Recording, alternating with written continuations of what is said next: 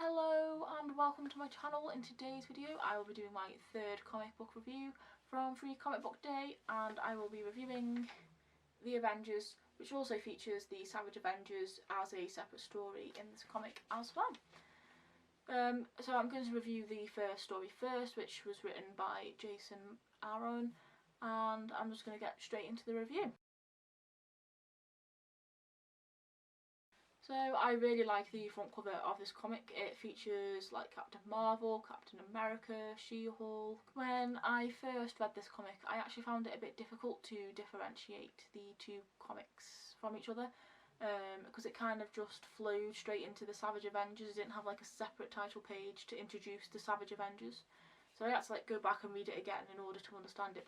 In the first story, the Avengers seem to be stuck. Well, some of the Avengers seem to be stuck on some sort of like galaxy prison kind of thing. Oil rig is in danger, so I think they're trying to get to this oil rig before like people lose their lives and that kind of thing. However, then there are some more superheroes who are called Squadron Supreme of America, which kind of look like DC characters, personally to me. So as I mentioned at the beginning, Iron Man seems to be stuck on some sort of like Earth-like planet, I think, in the middle of like a snow blizzard, and then he gets surrounded by wolves. On the penultimate page you end up seeing Thor's hammer attacking the wolves, like knocking them all out, and then obviously Iron Man believes that this is Thor.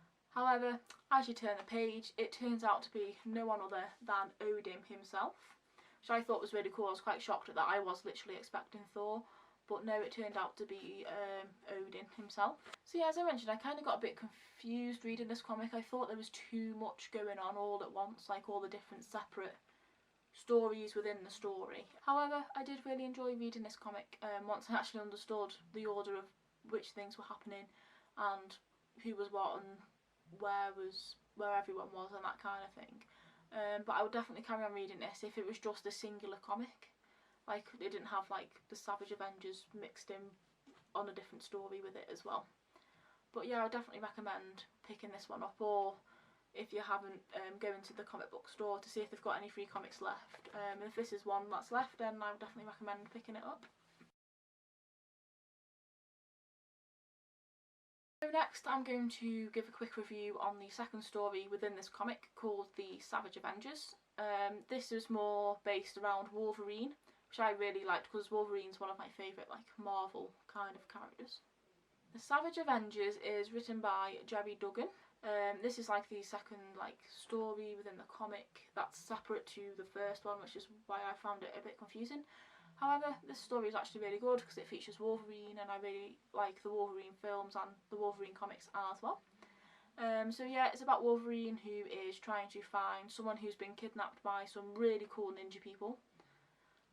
Well, not cool ninja people because they've kidnapped somebody, but they've ended up taking him to this person to Cairo, and Wolverine is trying to figure out where they've been taking him.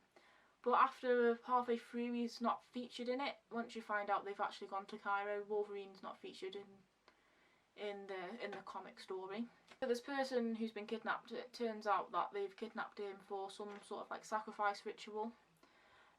And then one of the ninjas stays behind and talks to like the person in charge, and it ends up being, I don't know, I think it's a good person called Elektra, who ends up saving this individual who has been kidnapped. And that's literally how it ends, just of this Elektra person walking away from this like tomb place in Cairo. And the artwork was really good in this. It was a bit more dark and sinister than the Avengers story. But like I said, I really enjoyed the Wolverine ones, and that's kind of like the Wolverine kind of vibe I get anyway. I think this story flowed better than the first story in the comic.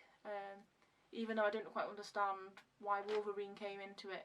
But I think if I'd carried on reading the next issues of this comic, you'll understand what Wolverine's role in this is. So thank you for watching. That's my review on this Avengers comic, which also features the Savage Avengers. If you liked this video, don't forget to give it a thumbs up, and also don't forget to subscribe to my channel to see more geek related content. And also don't forget to press the notification bell so you don't miss out on any future uploads, and I'll see you all in the next video. Bye!